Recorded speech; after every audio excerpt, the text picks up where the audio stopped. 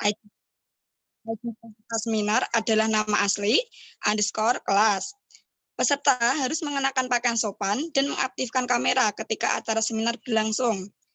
Keempat, kepada para peserta yang ingin mengajukan pertanyaan bisa mengaktifkan fitur raise hand atau melalui chat Zoom. Kelima, peserta diperbolehkan menyebutkan nama, kelas, dan pertanyaan setelah dipersilahkan oleh moderator. Yang keenam, peserta dimohon untuk mengikuti acara seminar dari awal hingga akhir dan presensi peserta akan dibagikan pada akhir acara.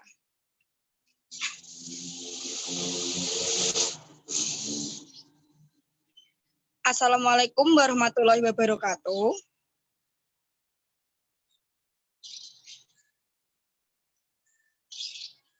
Selamat siang. Waalaikumsalam warahmatullahi wabarakatuh. Selamat siang dan salam sejahtera bagi kita semua. Yang terhormat, dosen mata kuliah Seminar Sastra, Ibu Dr. Siti Fatimah SSMPD, dan tidak lupa teman-teman kelas 6A dan para peserta seminar yang saya banggakan. Pertama, marilah kita ucapkan puji syukur kehadirat Allah Subhanahu wa Ta'ala yang telah melimpahkan rahmat dan hidayahnya sehingga kita dapat berkumpul dalam acara Bius Kata, bincang serius kajian sastra dengan tema menilik karya sastra terpen dengan pendekatan gender dan objektif. Sholawat serta salam tak lupa kita haturkan kepada Nabi Muhammad SAW yang senantiasa kita nantikan syafaatnya di hari akhir kelak. Hadirin yang terhormat, berikut saya bacakan susunan acara pada siang hari ini. Yang pertama yaitu pembukaan, yang kedua menyanyikan lagu Indonesia Raya, yang ketiga sambutan-sambutan, yang keempat pembacaan doa, yang kelima pemaparan materi oleh narasumber, sekaligus diskusi dan tanya jawab, dan yang terakhir yaitu penutup. Hadirin yang saya hormati, acara pertama yaitu pembukaan. Marilah kita buka acara di siang hari ini dengan membaca basmalah bersama. Bismillahirrahmanirrahim. Acara selanjutnya yaitu menyanyikan lagu kebangsaan Indonesia Raya. Hadirin dimohon bersikap siap dan tegap.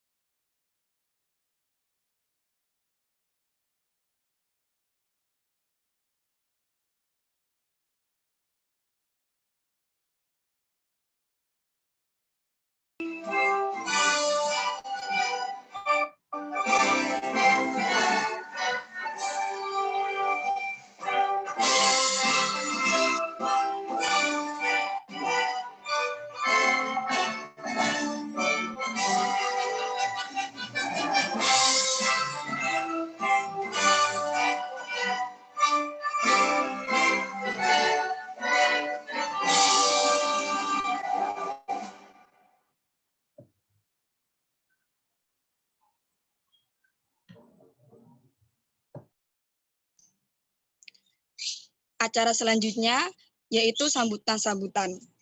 Hadirin yang berbahagia, marilah kita simak bersama laporan Ketua Panitia Biuskata kepada Saudari Novita Dwi Wahyuningsih. Disilakan. Assalamualaikum warahmatullahi wabarakatuh. Waalaikumsalam warahmatullahi wabarakatuh. Selamat siang dan salam sejahtera untuk kita semua. Ibu Dr. Siti Fatimah SSMPD dan hadirin sekalian yang sangat saya hormati. Segala puji syukur senantiasa kita panjatkan kehadirat Tuhan Yang Maha Esa yang telah melimpahkan rahmat dan berkah-Nya kepada kita semua sehingga hari ini kita dapat dipertemukan untuk mengikuti acara Biuskata, Bincang Serius Kajian Sastra, yang diadakan oleh kelompok 3 kelas 6A mahasiswa Universitas PGRI Semarang. Tidak lupa kami mengucapkan selamat datang kepada peserta seminar pada hari ini. Seminar ini memiliki tema menilai karya sastra cerpen dengan pendekatan gender dan objektif. Tujuannya agar mahasiswa mengenal lebih dalam lagi mengenai kajian pembelajaran sastra, khususnya dengan pendekatan gender dan objektif, serta untuk meningkatkan apresiasi pada karya sastra, khususnya bahasa Indonesia. Saya pribadi sebagai Ketua Panitia ingin mengucapkan banyak terima kasih kepada seluruh pihak yang telah mendukung acara ini. Mungkin itu saja yang dapat saya sampaikan pada hari ini. Mohon maaf bila dalam penyelenggaraan acara ini terdapat banyak kekurangan. Semoga seminar ini dapat mendatangkan banyak manfaat bagi kita semua. Selamat mengikuti acara seminar untuk para peserta. Wassalamualaikum warahmatullahi wabarakatuh. Waalaikumsalam warahmatullahi wabarakatuh. Acara selanjutnya, sambutan sekaligus membuka acara oleh dosen pengampu mata kuliah seminar sastra kepada Ibu Dr. Siti Fatimah SSMPD. Disilakan. Assalamualaikum warahmatullahi wabarakatuh. Yang saya hormati Ketua Panitia Penyelenggara Seminar Sastra Kelompok 3 Kelas 6A, Saudara Novita Dwi.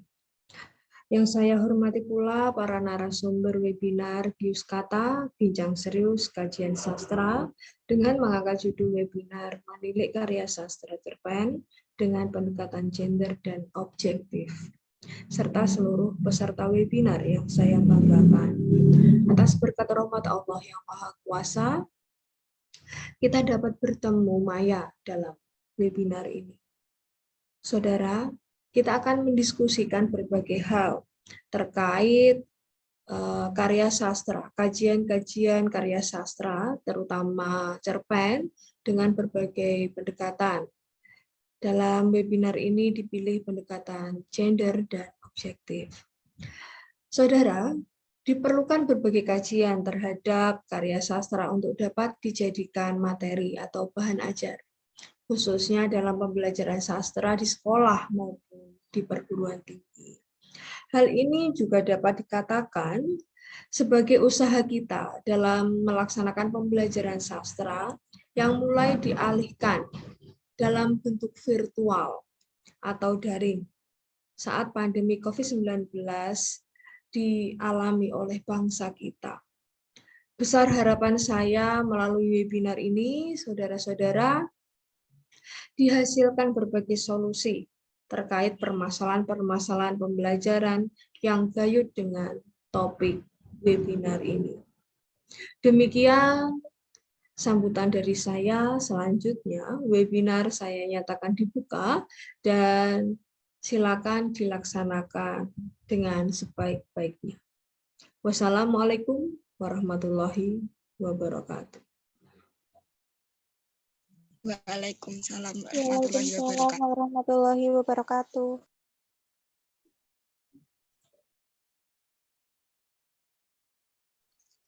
Hadirin yang saya hormati, acara selanjutnya yaitu pembacaan doa.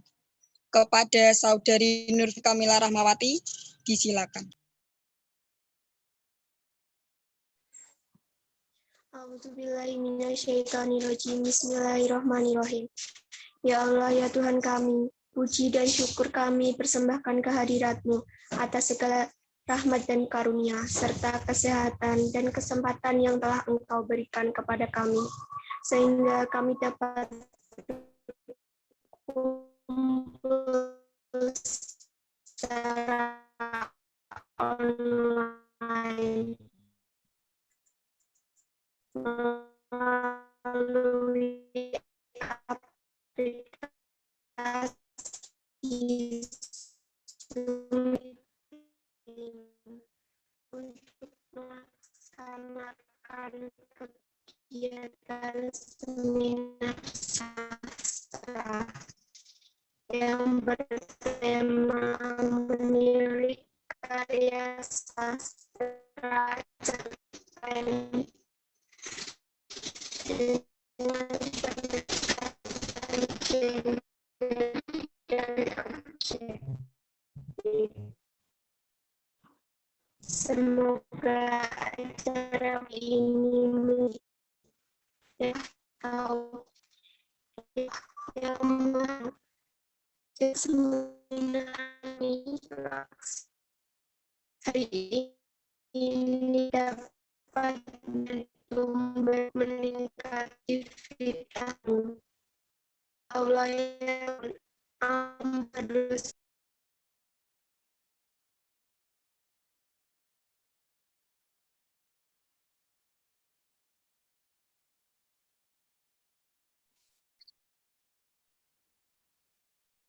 Mohon maaf, Ibu Fatimah dan para peserta seminar, sepertinya Saudari Nurfika Mila terkendala sinyal. Jadi saya lanjut saja. Hadirin yang berbahagia, selanjutnya memasuki acara inti, yaitu pemaparan materi oleh narasumber Saudara Imam Abil Fida dan Saudari Salma Salsabila, sekaligus diskusi dan tanya jawab yang dipandu secara langsung oleh Saudari Melina Anung Pratiwi selaku moderator. Sebelumnya, saya akan membacakan CV dari moderator Pius Kata.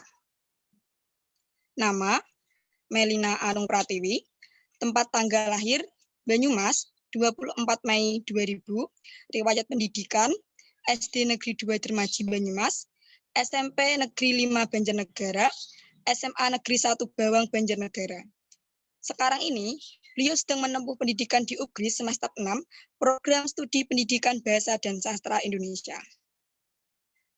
Beliau memiliki hobi memasak, moto hidup beliau, bangkit, berdiri, berdikari. Selanjutnya, saya serahkan kepada moderator, kepada Saudari Melina Anung Pratiwi. Silakan.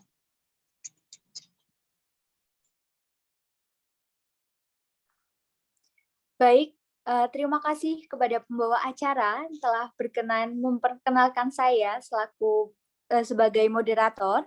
Dan teman-teman, izinkan saya untuk memperkenalkan diri agar kita lebih akrab lagi. Sebelumnya, Assalamualaikum warahmatullahi wabarakatuh. Waalaikumsalam warahmatullahi wabarakatuh. Perkenalkan, nama saya Melina Anung Pratiwi. Pada siang hari ini, saya diberikan kesempatan untuk memandu acara Pius Kata, bincang serius kajian sastra dengan tema menilik karya sastra cerpen dengan pendekatan gender dan objektif. Nah, pada acara siang hari ini, kita mengundang pemateri kita yang begitu hebat. Yang pertama ada Saudara Imam Abil Fida, dan pemateri kedua ada Saudara Salma Salsabila. Nah, untuk pemateri pertama kita yaitu Imam Abil Fida. Dan sebelum kita memulai untuk mendengarkan materi dari Saudara Imam Abil Fida, saya akan membacakan CV dari beliau. Nama, Imam Abil Fida atau biasa disapa dengan Abil, lahir dan besar di Semarang pada tanggal 26 Mei 22 tahun silam, sedang menempuh pendidikan di Pendidikan Bahasa dan Sastra Indonesia semester 6 Universitas PGRI Semarang, dan selain sibuk dalam kegiatan akademik, Imam Abil Fida menyibukkan diri di UKM Musik Immortal. Untuk Saudara Imam Abil Fida akan memberikan materi mengenai analisis objektif cerpen Kapodjes dengan Batu yang Terapung karya Faisal Odang dalam antologi cerpen pilihan Kompas 2018, Doa yang Terapung. Nah, pasti teman-teman webinar semua ini sudah nggak sabar ya ingin berjumpa dengan pemateri kita yang hebat.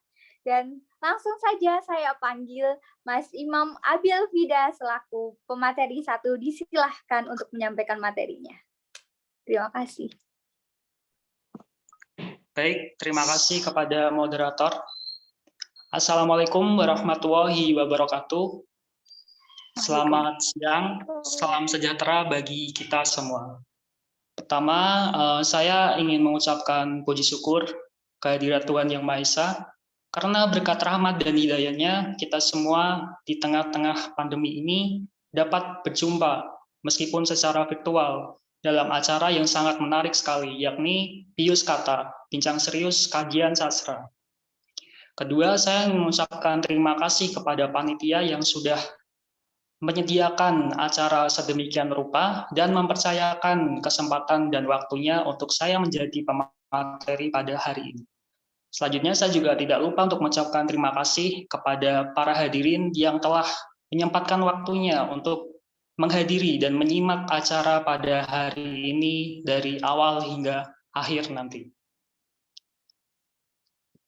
Untuk membantu pemaparan materi yang akan saya lakukan hari ini, saya akan memberikan sedikit bentuk visual dalam bentuk PPT.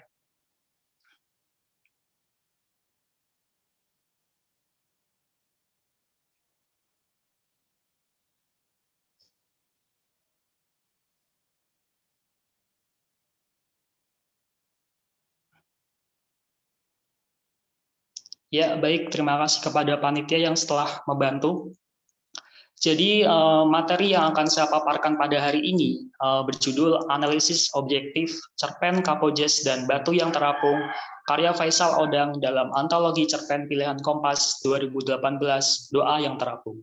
Mungkin para hadirin di sini masih asing dengan kata Kapodjes. Ya, hal itu dapat dimaklumi karena kita tahu bahwa Kapodjes sendiri berasal dari bahasa daerah Makassar, yang artinya dalam bahasa Indonesia artinya adalah alat kontrasepsi, atau mungkin kita lebih familiar menyebut Kapodjes dalam bahasa Indonesia itu sebagai kondom. Lalu selanjutnya kita akan berbicara mengenai pendahuluannya terlebih dahulu. Kita tahu hadirin yang berbahagia, bahasa merupakan aspek paling penting dalam peradaban manusia. Dengan bahasa, manusia dapat bekerja dan berpikir. Dengan bekerja dan berpikir, manusia akan menghasilkan produk kebudayaan. Kita tahu produk kebudayaan manusia itu ada banyak sekali. Salah satu dari produk kebudayaan manusia itu adalah sastra.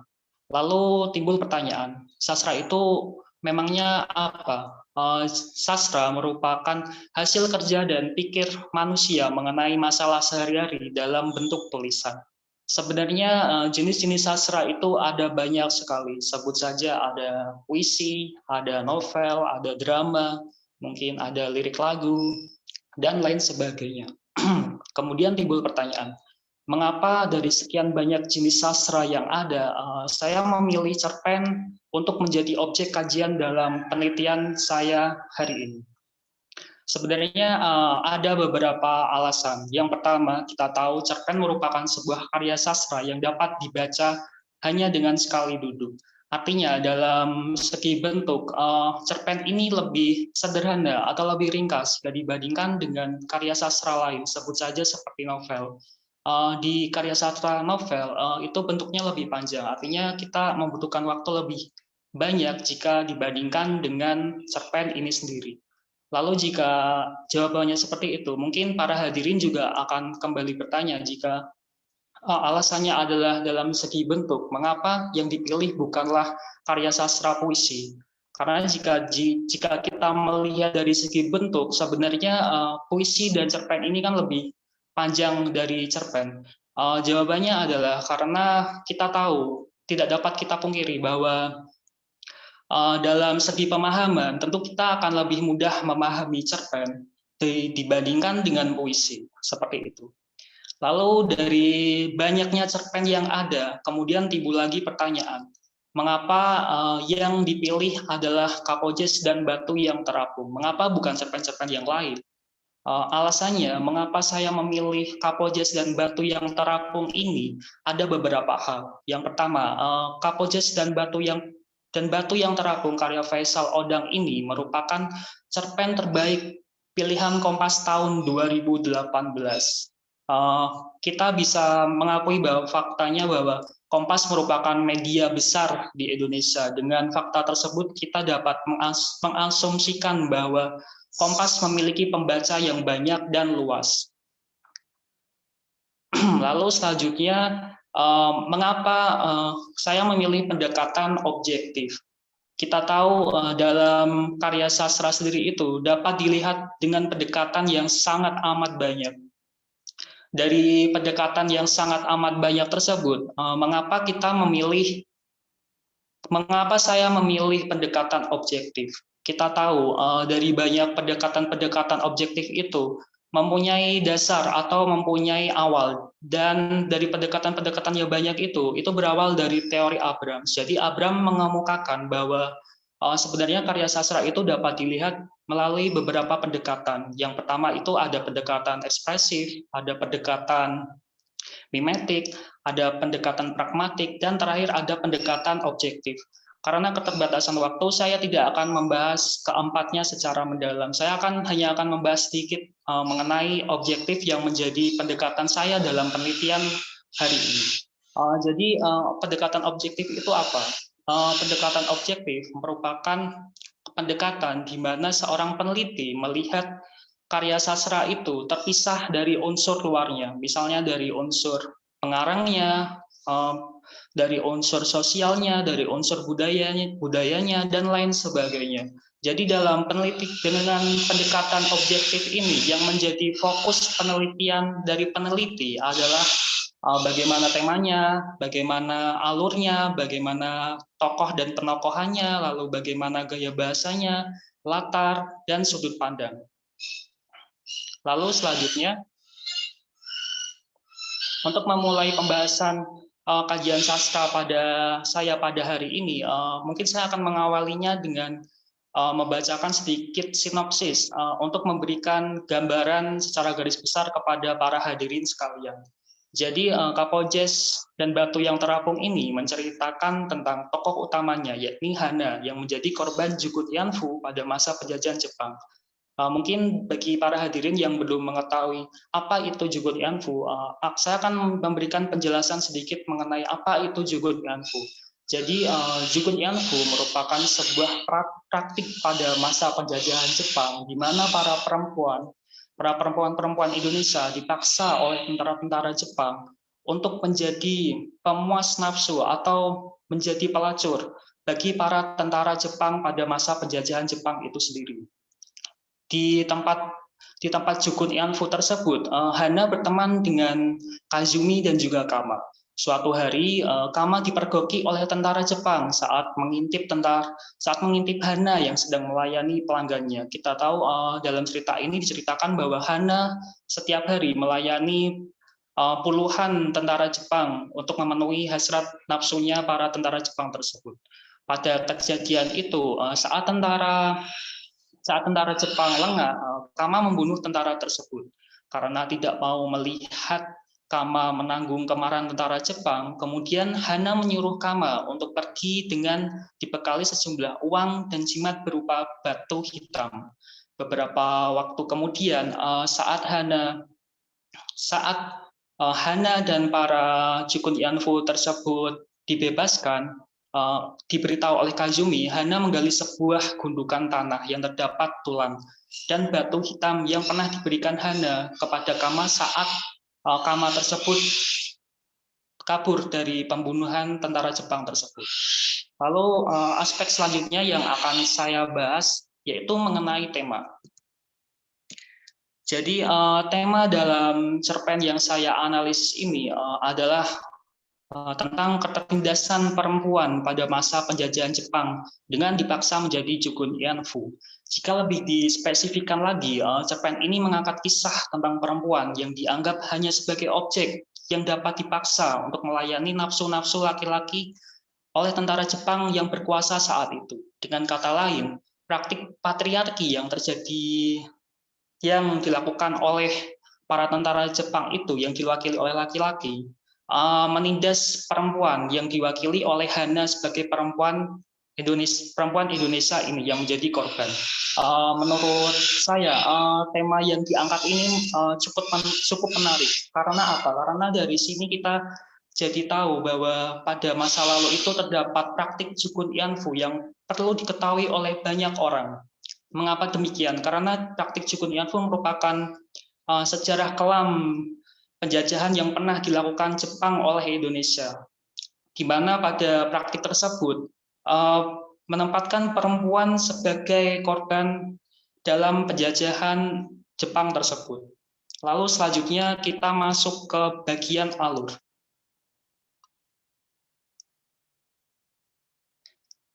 Ya, jadi dalam cerpen yang saya analisis ini terdapat dua alur. Yang pertama yaitu alur tak lurus dan yang kedua ada alur tertutup.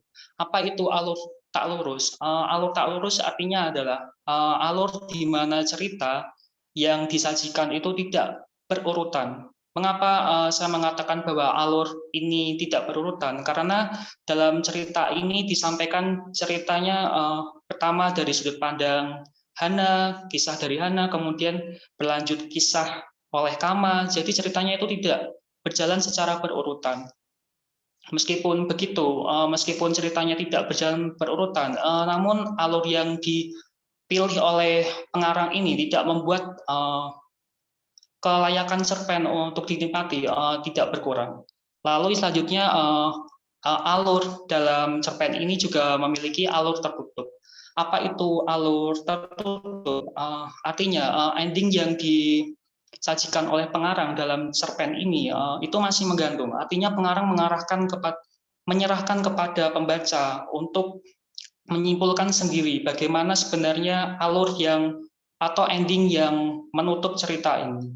Ini menurut saya menarik karena hal ini akan menimbulkan banyak persepsi atau menimbulkan banyak diskusi kepada para pembaca setelah membaca dari cerpen ini. Selanjutnya adalah kita masuk ke tokoh dan penokohan.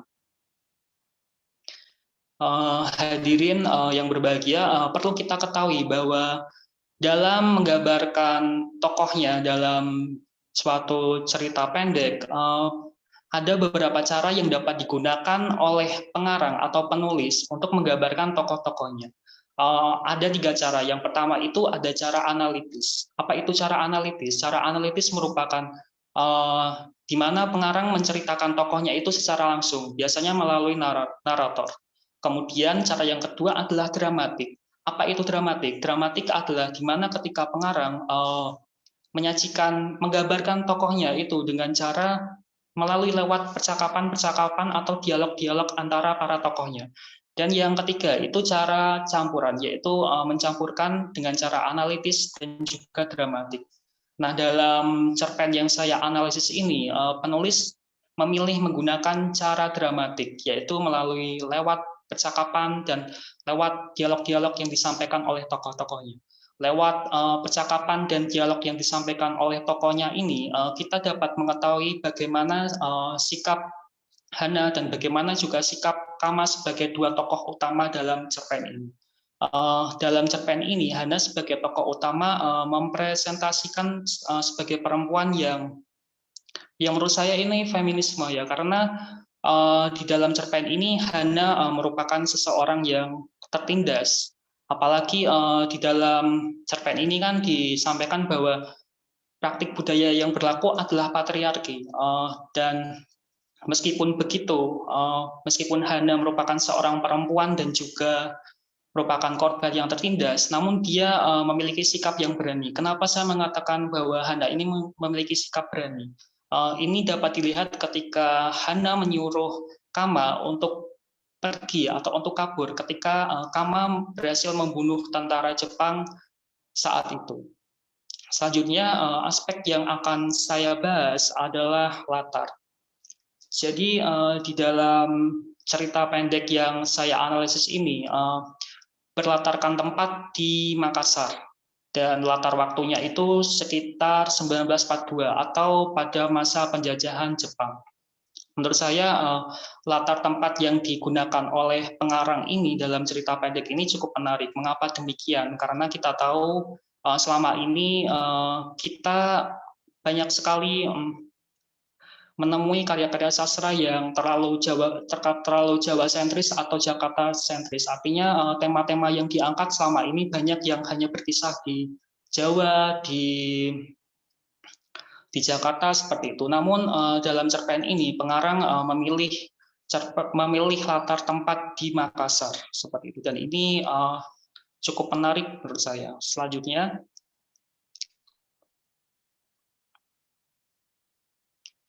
aspek yang akan saya bahas adalah mengenai gaya bahasa. Jadi dalam cerpen ini itu ada dua narator utama, yakni dari suara Hana dan juga dari suara Kama. Untuk membedakan suara Hana dan juga suara Kama, pengarang menggunakan kata ganti saya untuk mengidentikan itu suara Hana. Kemudian cara lain yang digunakan Hana adalah dengan penggunaan narasi dengan kalimat yang lebih kompleks atau lebih panjang jika dibandingkan dengan kalimat-kalimat yang digunakan oleh Kama. Sedangkan Kama sendiri menggunakan dalam gaya bahasanya untuk membedakan Hana, ini cenderung menggunakan kata ganti aku, dan narasinya itu lebih sederhana atau lebih pendek jika dibandingkan dengan Hana. Selanjutnya adalah sudut pandang yang akan saya bahas. Jadi perlu kita ketahui bahwa dalam sudut pandang itu ada beberapa cara yang dapat digunakan oleh pengarang untuk dalam cerpennya sendiri. Yang pertama itu ada tokoh utama bercerita mengenai kisahnya, kemudian yang kedua ada cara tokoh bawahan bercerita mengenai kisah tokoh utamanya, yang ketiga ada pengarang yang bersikap pengamat, dan yang terakhir itu ada pengarang yang serba tahu. Nah, dalam cerpen ini sendiri pengarang menggunakan cara yang pertama, yakni menggunakan tokoh utamanya untuk menceritakan kisah-kisahnya. Jadi dalam cerpen ini ada dua sudut pandang yang digunakan, yakni sudut pandang dari Hana dan juga sudut pandang dari Kama. Baik, terakhir simpulannya adalah tema yang diangkat dalam cerpen ini adalah tentang kehidupan Jukun Yanfu. Kemudian alur yang digunakan dalam cerpen ini adalah alur tak lurus dan tertutup. Kemudian tokoh-tokoh utamanya itu ada Hana dan Kama. Kemudian latar waktunya yang digunakan itu saat masa penjajahan Jepang. Latar tempat yang digunakan yaitu di Makassar. Dan ada dua gaya bahasa yang digunakan seperti yang telah saya paparkan tadi. Dan yang terakhir, sudut pandang yang digunakan adalah tokoh utama yang menceritakan kisahnya. Sepertinya itu saja yang dapat saya sampaikan. Semoga apa yang telah saya sampaikan dapat bermanfaat bagi kita semua. Akhir kata, sekian. Terima kasih. Wassalamualaikum warahmatullahi wabarakatuh. Waalaikumsalam warahmatullahi wabarakatuh. Terima kasih sekali kepada pemateri pertama atas penyampaian materinya yang begitu menarik dan berbeda daripada materi-materi yang kita dengar biasanya. Dan kita mendengar istilah-istilah baru seperti kapojes dan lain sebagainya. Dan tentu saja setelah ini akan ada penyampaian materi selanjutnya dari pemateri kedua, yaitu dari Salma Salsabila. Sebelum kita beralih ke pemateri kedua, saya akan bacakan CV dari Salma Salsabila. Nama lengkap, Salma Salsabila Nur Hamidah, tinggal dan besar di Mangunrejo, RT 6 RW 2 Kebonagung, Demak. Riwayat pendidikan pernah menempuh di SD Mangunrejo 3 Demak, SMP Negeri 1 Godong, SMA Negeri 2 Demak,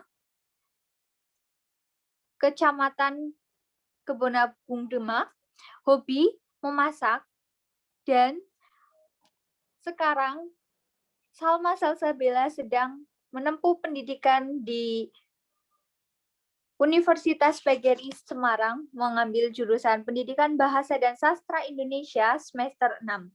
Dan hobi dari beliau adalah memasak. Oke, tak perlu berlama-lama, marilah kita simak materi dari pemateri kedua tentang analisis gender pada cerpen Larasati karya Dwi Cipta dalam Surat Kabar Kompas terbitan tahun 2021. Kepada pemateri disilahkan untuk menyampaikan materinya. Terima kasih. Baik, terima kasih kepada moderator atas kesempatan yang telah diberikan kepada saya. Sebelumnya, Assalamualaikum warahmatullahi wabarakatuh. Waalaikumsalam warahmatullahi wabarakatuh. Oke, salam sejahtera bagi kita semua. Saya ucapkan selamat bergabung dan terima kasih untuk Ibu Dr. Siti Fatimah selaku dosen pengampu mata kuliah Seminar Sastra, dan juga selamat bergabung juga untuk teman-temanku yang sudah mengikuti acara seminar pada siang hari ini yang mengusung tema menilik karya sastra cerpen dengan pendekatan gender dan objektif. Nah, dan sebelum saya akan memaparkan materi saya pada siang hari ini, sebelum itu saya akan menjelaskan tentang materi saya. Dan sebelum itu saya juga mempunyai quote sebelum kita masuk ke dalam pembahasan, yaitu mengenai dari orang bijak yang mengatakan bahwa ilmu itu bukan apa yang dihafal, tapi apa yang bermanfaat untuk orang lain. Dan ketika menyampaikan sebuah kebermanfaatan untuk orang lain, tentu mesti didasari sebuah ilmu dan juga cara menyampaikan. Nah, maka dalam kesempatan siang hari ini, saya akan menyampaikan dan menjelaskan serta sharing kepada para hadirin serta teman-temanku sekalian mengenai analisis gender pada cerpen Larasati karya Dwi Cipta dalam kumpulan cerpen dalam Surat Kabar Kompas terbitan tahun 2021. Nah, tidak perlu berlama-lama, langsung saja kita masuk ke dalam pembahasannya. Yang pertama yaitu kita harus mengetahui apa itu karya sastra. Nah, pasti semuanya teman-teman kan dari program studi bahasa Indonesia pasti tahu apa itu karya sastra. Langsung saja, pengertian karya sastra yaitu merupakan ciptaan yang disampaikan secara komunikatif tentang maksud penulis untuk tujuan estetika. Nah, karya-karya ini sering menceritakan kisah dalam sudut pandang orang pertama maupun orang ketiga, dengan plot dan melalui penggunaan berbagai perangkat sastra yang terkait dengan waktu mereka. Nah, sebuah karya sastra yang baik itu bagaimana sih? Nah, jadi gini teman-teman, sebuah karya sastra yang baik itu adalah karya yang dapat melukiskan atau menggambarkan berbagai pengalaman hidup manusia baik secara pribadi maupun dalam bentuk sosial. Hal ini juga sesuai dengan apa itu fungsi karya sastra. Nah, benar Mbak, masih fungsi karya sastra. Fungsi karya sastra sendiri itu sebagai untuk melukiskan atau menggambarkan suatu fenomena kehidupan manusia, baik secara pribadi maupun dalam bentuk sosial. Selanjutnya, lalu terdapat, nah, karya sastra baik secara klasik maupun kontemporer itu tidak lepas dari suatu isu-isu gender dan seksualitas. Nah, dalam memahami konsep gender, harus dapat dibedakan antara kata gender dan seks, karena kebanyakan dari kita itu menganggap dan mengartikan bahwa kata gender dan kata seks itu memiliki pengertian yang sama. Padahal sebenarnya kata gender dan seks itu memiliki pengertian yang berbeda. Langsung saja, pengertian gender. Gender sendiri merupakan masalah konstruksi sosial antara laki-laki dan perempuan.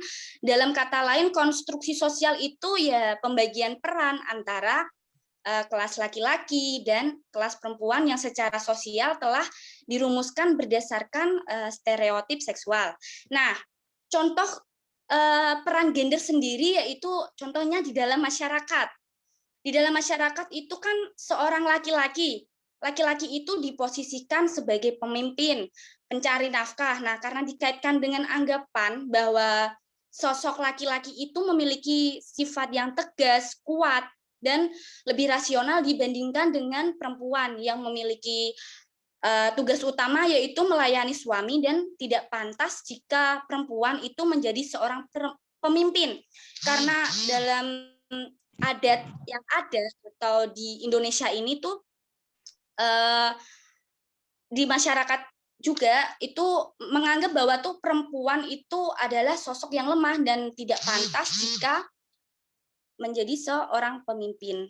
Nah, yang kedua yaitu pengertian seks. Seks sendiri merupakan jenis kelamin dan merupakan sebuah penafsiran dua jenis kelamin manusia yang ditentukan secara biologis dan merupakan sebuah kodrat atau takdir dari Tuhan Yang Maha Esa dan tidak dapat diubah bersifat selamanya. Nah, mudah dipahami bahwa seks itu kan merupakan pembagian jenis kelamin berdasarkan unsur biologisnya dan tidak dapat diubah karena sudah menjadi suatu takdir. Nah, contoh seks ini yaitu adanya laki-laki. Laki-laki itu, mohon maaf, laki-laki kan memiliki penis, berjenggot, lalu laki-laki itu memiliki suara yang lantang, memproduksi sperma, sedangkan wanita memiliki payudara dan bereproduksi untuk melahirkan, memiliki suara yang lenting dan lain sebagainya. Nah, hal tersebut kan sudah intinya sudah menjadi kodrat dan tidak dapat dirubah dan sudah menjadi suatu ketentuan dari Tuhan Yang Maha Esa. Lalu kenapa permasalahan yang terjadi sekarang yaitu adalah adanya suatu penguasaan laki-laki atas seksualitas perempuan. Berulang kali muncul dalam kehidupan yang sekarang ini seorang perempuan yang tidak mampu untuk menggunakan kekuasaannya karena tidak dapat lepas dari dominasi laki-laki. Hal ini menyebabkan seorang perempuan akan merasa dirinya itu tertindas baik secara fisik maupun mental. Nah, alasan saya meneliti masalah gender dalam seminar siang hari ini itu berdasarkan adanya fakta sosial atau kenyataan bahwa perempuan itu yang merasa tertindas, merasa dianggap lemah, merasa dianggap bagaimana ya, intinya perempuan itu dianggap lemah dan bodoh oleh laki-laki. Tapi tidak semua laki-laki menganggap seperti itu. Nah, seorang perempuan tapi kelemahan dan kebodohan itu bukan karena kodrat dari Tuhan, melainkan adanya suatu prasangka yang dapat menciptakan adanya suatu ketidakadilan gender sehingga tidak diberikan kesempatan yang sama dengan laki-laki seperti itu. Nah, langsung saja Mbak. Seksualitas dalam kesusastraan mengarah ke dalam kritik-kritik hubungan sosial yang berbasis pada yang pertama itu ada stereotip, yang kedua ada aktivitas sosial, yang ketiga yaitu ada emosi, yang keempat itu ada rasa pada tataran ras, yang kelima ada etnik bangsa, dan yang keenam ada budaya, yang ketujuh itu ada isu-isu global. Nah, contohnya sendiri itu ya ada pada karya sastra cerpen yang berjudul Larasati ini, karya Dwi Cipta ini kan dapat di dalamnya itu dapat mempresentasikan adanya bentuk ketidakadilan gender dalam berbagai aspek kehidupan.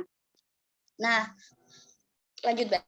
Tujuan saya melakukan seminar ini dan analisis gender dalam cerpen ini yaitu untuk menggambarkan adanya suatu unsur-unsur gender antara laki-laki dan perempuan dalam suatu cerpen di dalam suatu cerpen Larasati. Nah, sebelum kita masuk ke dalam pembahasan, kita kan juga harus tahu bagaimana ceritanya. Jadi saya akan membacakan sinopsis cerpen Larasati karya Dwi Cipta. Nah, cerpen ini bercerita tentang tokoh Pras, yaitu tokoh utama yang kembali berkunjung ke kampus tempat menyelesaikan pendidikan sastranya 20 tahun silam. Di kampus itu, Pras mengenang pertemuan pertamanya dengan sosok Larasati di depan buku lapak bekas. Mengenang sebuah malam ketika Larasati dikenalkan oleh Kunto kepada Pras, hingga mengenang satu peristiwa yang membuat Larasati trauma dan gila akibat terjebak kerumunan demonstrasi antara aparat dengan mahasiswa. Di kampus itu, Pras juga bertemu dengan beberapa teman lamanya, bertukar kabar mengenai keadaan terkini masing-masing. Selain itu, mereka juga menceritakan kabar teman-temannya yang dianggap sudah sukses. Di momen itu dapat diketahui bahwa Larasati telah meninggal dunia 2 bulan lalu. Nah, lanjut. Sebelum kita masuk ke dalam pembahasan analisis gender, kita harus tahu tokoh-tokoh dalam cerpen tersebut. Yang pertama itu ada tokoh Larasati sendiri. Tokoh Larasati itu menjadi tokoh utama dalam cerpen itu. Lalu ada laki-laki Tambun, lalu ada Kunto, lalu ada Pras. Pras sendiri juga sebagai tokoh utama sekaligus ia sebagai narator dalam cerpen ini. Lalu yang terakhir itu ada Tarto. Nah, langsung saja masuk ke dalam pembahasan mengenai analisis cerpen Larasati karya Dwi Cipta, yaitu terdapat di sini saya akan menjelaskan ada 4 subbab yang akan saya jelaskan. Yang pertama yaitu ada kedudukan perempuan kaya raya dalam pernikahan. Yang kedua itu ada kedudukan laki-laki kaya raya dalam masyarakat. Yang ketiga yaitu kedudukan perempuan dalam pandangan laki-laki. Dan yang terakhir yaitu binatang untuk perempuan.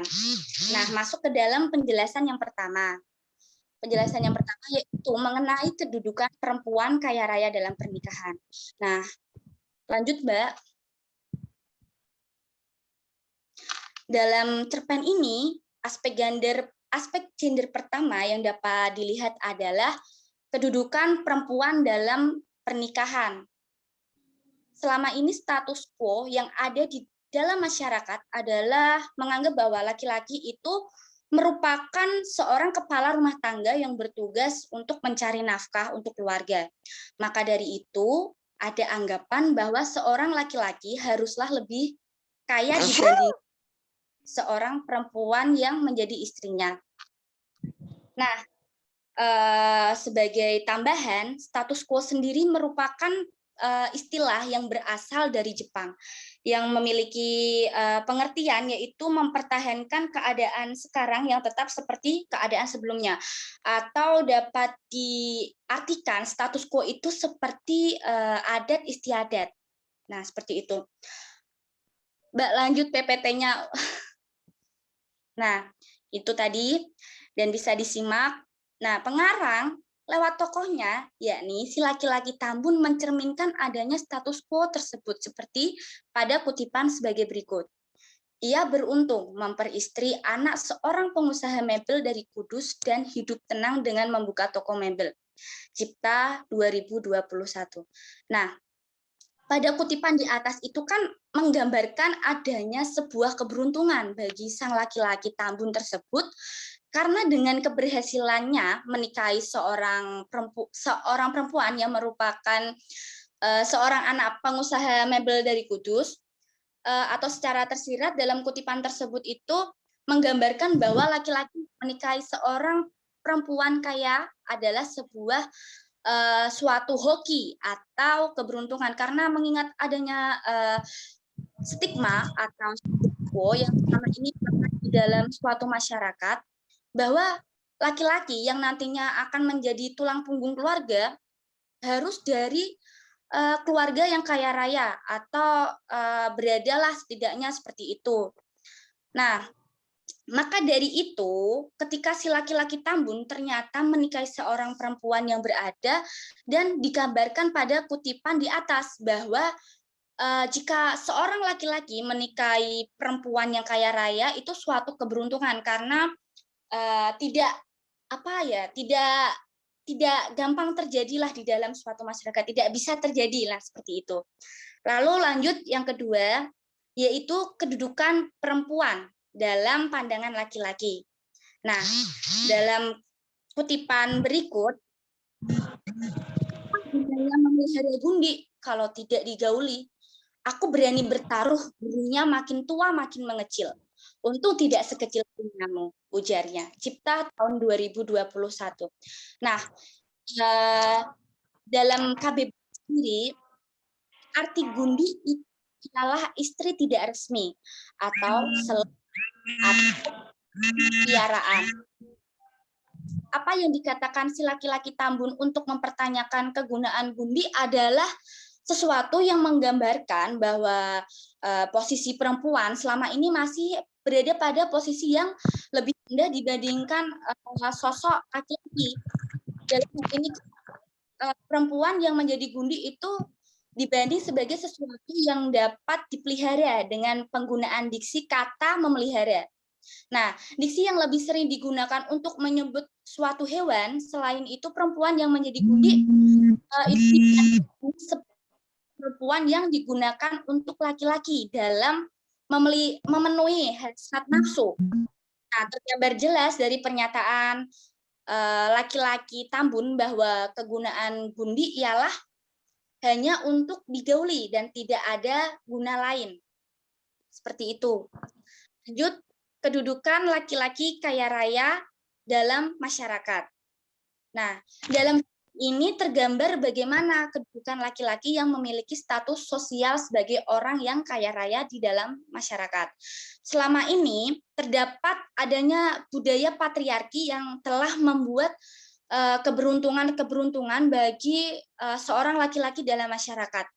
Laki-laki itu dianggap lebih berkuasa dibandingkan perempuan karena tadi adanya budaya patriarki yang sudah melekat di dalam masyarakat. Nah, perempuan itu di dalam masyarakat kan tadi ya udah dijelaskan dianggap lebih lemah, dianggap dibandingkan laki-laki. Posisi perempuan juga dalam masyarakat itu jadi terpuruk pada pandangan laki-laki yang memiliki status sosial sebagai orang yang kaya raya. Nah, hal ini tercermin dalam cerpen ini lewat tokoh Pras sebagai tadi narator atau pengarang yang menggambarkan adanya status quo yang ada dalam masyarakat bagaimana memandang laki-laki yang memiliki status sosial kaya raya seperti pada kutipan berikut. Nah, kutipannya, dia kaya raya sekarang, kabarnya punya banyak istri simpanan, ujarku geli. Cipta 2021.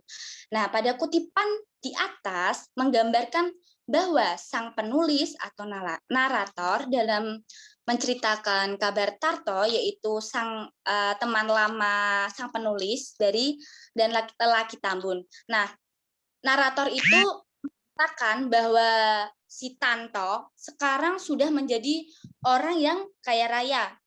Dan oleh karena itu, Tanto memiliki banyak istri simpanan. Biasa ya kalau cowok itu kalau udah kaya raya mesti seenaknya sendiri seperti itu. Kayak menganggap itu perempuan itu nggak ada gunanya seperti itu.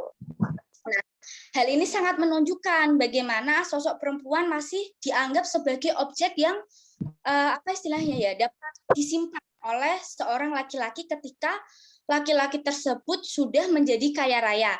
Dengan kata lain, perempuan masih dianggap apa ya sebagai sesuatu istilahnya dapat dibeli.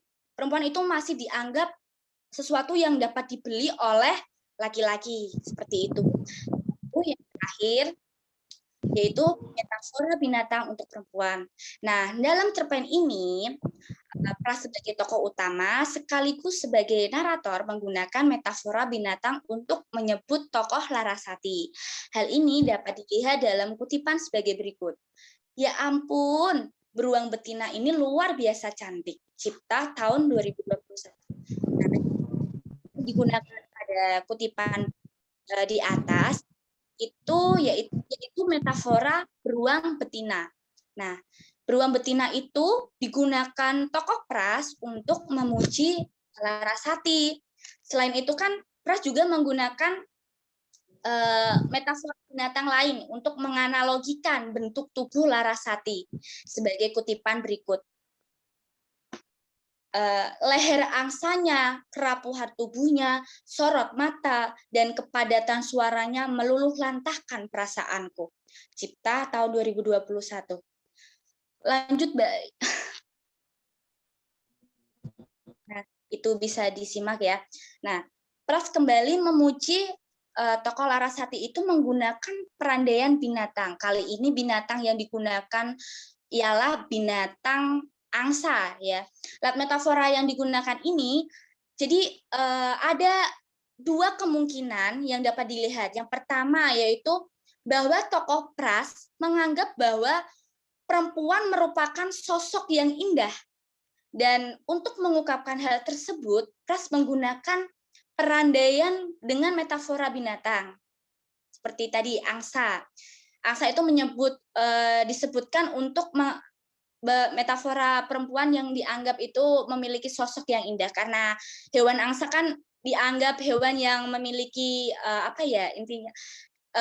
hewan yang memiliki keindahan seperti itu, putih, bersih, berlegak-legok seperti itu ya.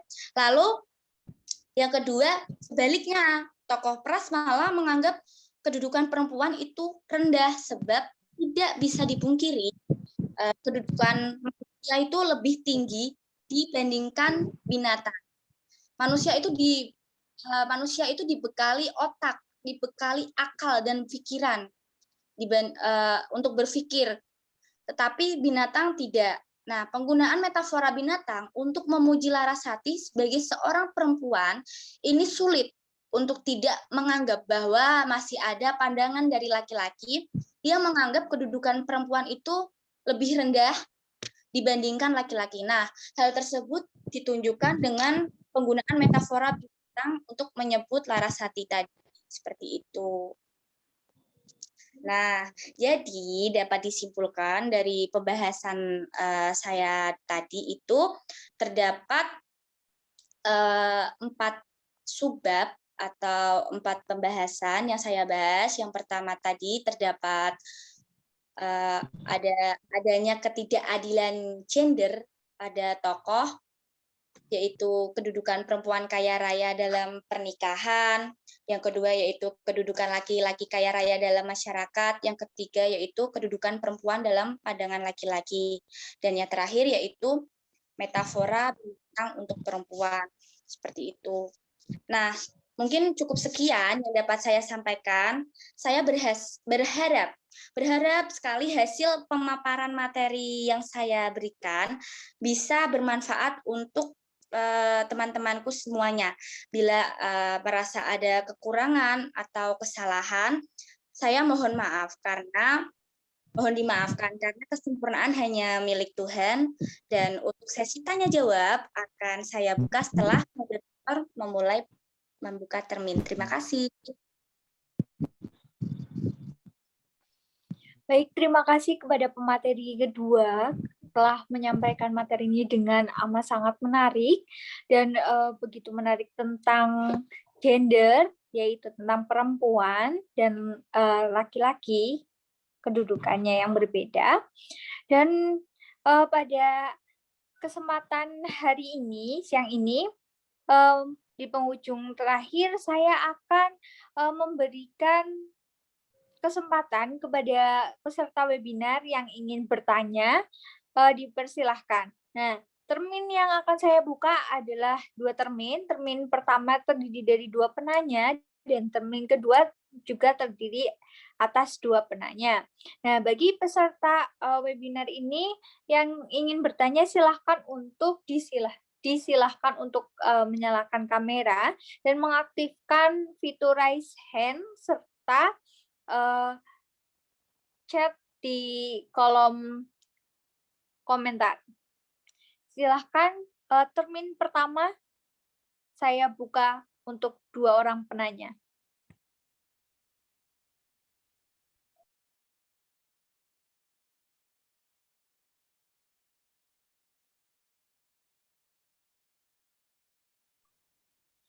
Baik, dari Mbak Vanela, bisa sebutkan nama dan instansi ya Mbak? Disilahkan. Baik Mbak Tiwi, Assalamualaikum warahmatullahi wabarakatuh. Saya Vanela Imayanti dari kelas 6A. Izin bertanya Mbak Tiwi kepada pembicara 2, kepada Mbak Salma. Mengapa sih Mbak Salma memilih cerpen Larasati? Udah itu aja Mbak, terima kasih. Baik, terima kasih Mbak Vanela. Selanjutnya ada Sinta Meleniawati. Nah, kepada Sinta Meleniawati disilahkan untuk bertanya. Baik, terima kasih Mbak Dewi. Saya ingin bertanya kepada saudara Mas Imam Abil. Menurut Anda, dari unsur yang paling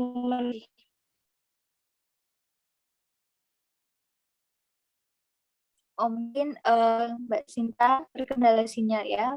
Baik, akan saya bacakan. Oke.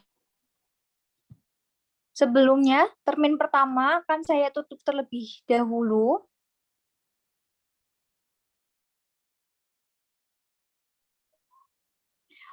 Untuk pertanyaan yang pertama, ini ada ditujukan kepada Salma Salsabila dari Vanela Imayanti.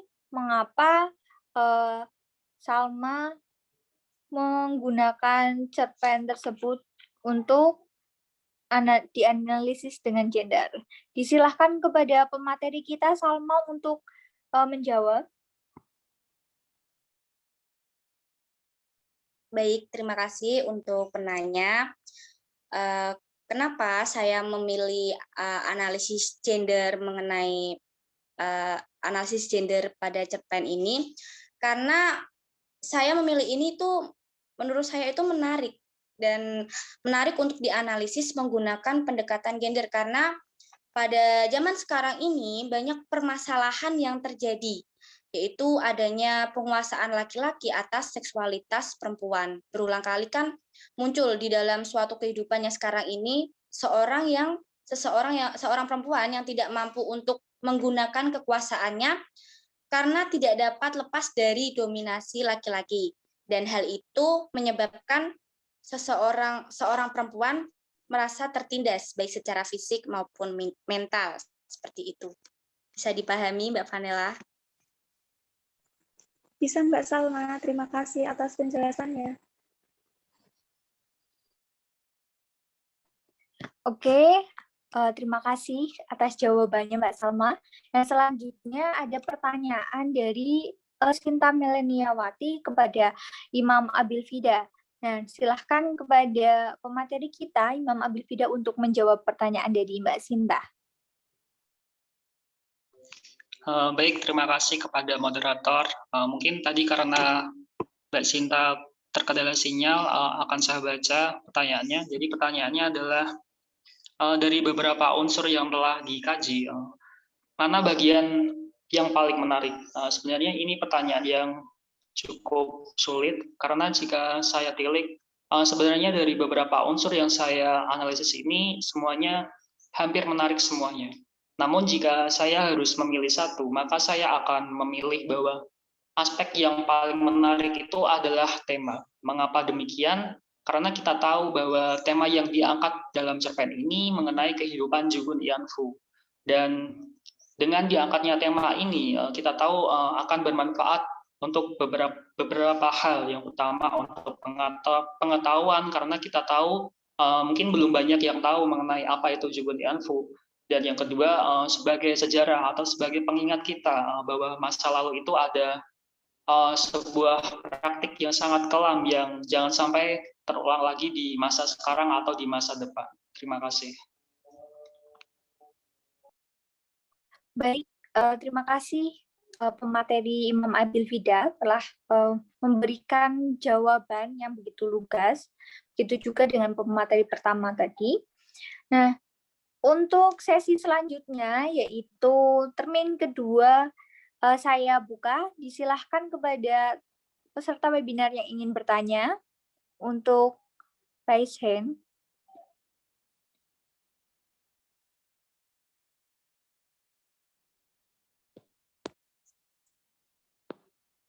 Oh, ada Roharnia Retno Artiani, disilahkan untuk menyampaikan pertanyaannya. Baik, terima kasih. Saya akan bertanya kepada saudara Mbak Salma, bagaimana kedudukan perempuan di dalam cerpen tersebut? Terima kasih. Baik, terima kasih pertanyaannya untuk penanya Mbak Retno. Saya akan menjawab. Kedudukan perempuan dalam cerpen tersebut seperti yang sudah saya jelaskan tadi, bahwa perempuan dalam cerpen tersebut selalu dianggap lemah dan dianggap dianggap rendah seperti itu. Nah, dalam cerpen tersebut sosok perempuan yang dianggap lemah yaitu tokoh Larasati seperti itu, dan perempuan itu hanya digunakan sebagai kebutuhan nafsu saja seperti itu. Terima kasih.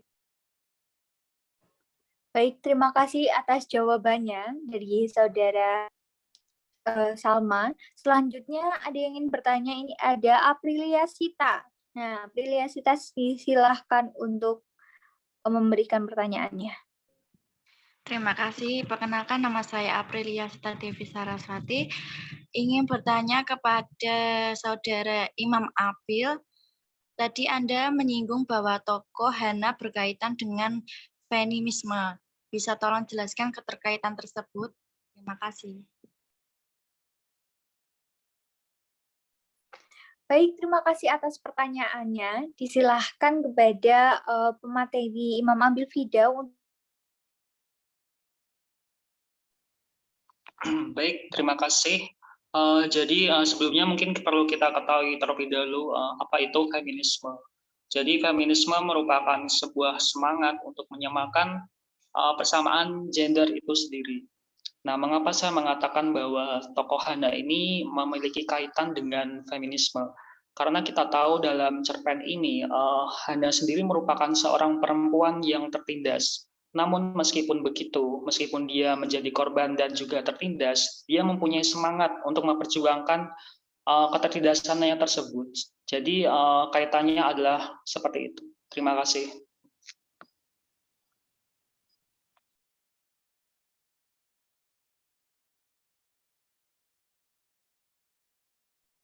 Baik, terima kasih atas jawabannya Mas Imam Abil Fida.